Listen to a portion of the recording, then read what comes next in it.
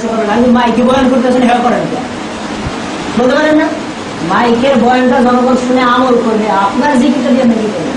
জিকির পার্সোনাল আমল, আর বয়ানটা হলো সম্মিলিত আমল, সবাইকে শোনাইতে হবে। যেটা সম্মিলিত সেটা সবাই নিয়ে করতে হয়, যেটা পার্সোনাল সেটা কি সবাই নিয়ে করতে হয়, একা একা করতে হয়? করা যাবে না মাইকে। এই জন্য যে কোনো আমল রাসূল সাল্লাল্লাহু আলাইহি ওয়াসাল্লামের তরিকা ধরে করতে হবে, রাসূলের তরিকা বাদ দিয়ে অন্য তরিকা করা যাবে না। আপনি বলতে পারেন আমি এটা নেক আমল করলাম, এর জন্য আমার আমলটা বাতিল হয়ে যাবে, আমার নেক আমল কবুল হবে না। কেন? এত কঠিন কেন? যারা মানেন না তারা সহিহ বুখারীর মুসলিমের হাদিস দেখেন, সহিহ বুখারী অধ্যায়টা খুলে দেখবেন, এটা হলো এই যে মক্কা মদিনার ফজিলত অধ্যায়, সেখানে উল্লেখ করা আছে রাসূল সাল্লাল্লাহু আলাইহি ওয়াসাল্লাম বলেছেন, মান আহাদাসা ফিহা, যে ব্যক্তি মক্কা মদিনার মধ্যে বিদআত চালু করে, আও আওয়া মুহদিসান ফিহা, যে ব্যক্তি মক্কা মদিনায় বিদআতকে আশ্রয় দেয়, কয়টা অপরাধ?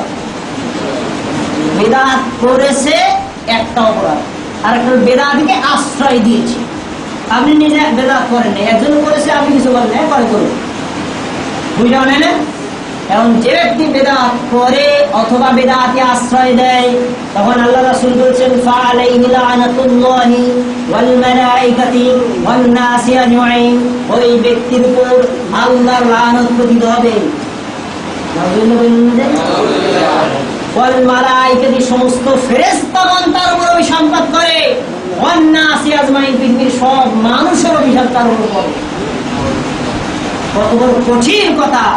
আল্লাহ রাসূলের অভিশাপ, আল্লাহর অভিশাপ, ফেরেশতাদের অভিশাপ, মানুষের অভিশাপ তার উপর বিদআতের। বিদআত করা যাবে, বিদআত করার কারণে ইসলামের রূপ পরিবর্তন হয়েছে। এজন্যই তো বললাম 1400 বছর আগে ইসলাম ছিল যেরকম এখনো থাকবে সেরকম, কিয়ামত পর্যন্ত একই রকম কোনো পরিবর্তন হবে না, কিন্তু পার্থিব জগৎটা পরিবর্তন হবে। আর বিদআত করার কারণে আমাদের ধর্মের পরিবর্তন হয়েছে। বলে মিলাদ রাসূল সাল্লাল্লাহু আলাইহি ওয়াসাল্লাম করেন নাই, আমি করছি, সমস্যা কি? মিলাদ তো ভালো জিনিস। মুনাজাত রাসূল সাল্লাল্লাহু আলাইহি ওয়াসাল্লাম সম্মিলিত করেন নাই, আমি করছি, সমস্যা কি? মুনাজাত তো ভালো জিনিস, ভালো জিনিস হলে কি বেশি করা যাবে?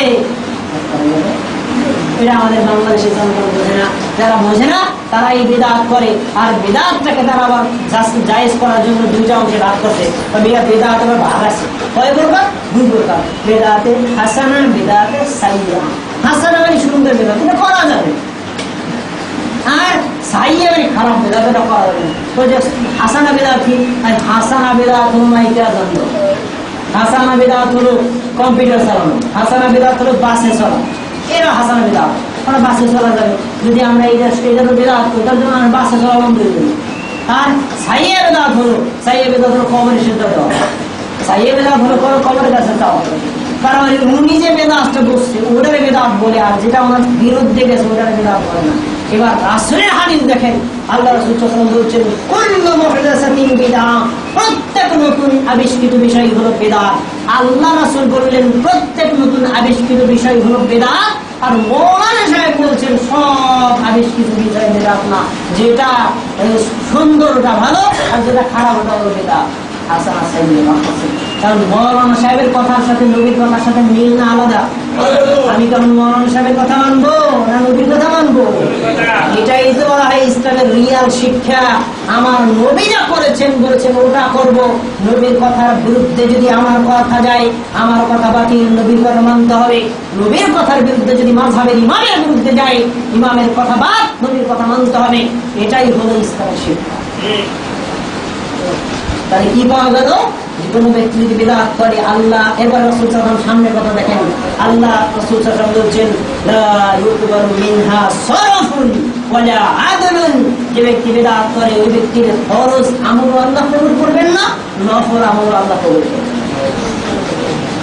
30 সেকেন্ড সময় দিলাম, হাদিসটা বোঝার চেষ্টা করেন। চিন্তা করেন, যে বিদআত করে বিদআতকে আশ্রয় দেয় সে ব্যক্তির ফরজ আমল বাতিল, নফল আমল বাতিল।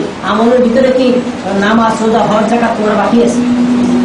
আপনার যদি সব আমল বাতিল হয় পরকালে যাইয়ে পাবেন। এজন্য এই কোরআনে আল্লাহ তাআলা বলছেন যে হে নবী, হাল নাবিউকুম বিআমালিন আকসারা, আমি কি বিআমালি আকসারুহুম, আমি তোমাকে ওই সকল লোকের কথা বলে দেব যাদের আমল বাতিল হয়ে গিয়েছে, তাদের চেষ্টা প্রচেষ্টা বাতিল, মানে ইবাদত কষ্ট করেছে কিন্তু আমেল কবুল হয় নাই। কোন কারণে? বিদআত করার কারণে।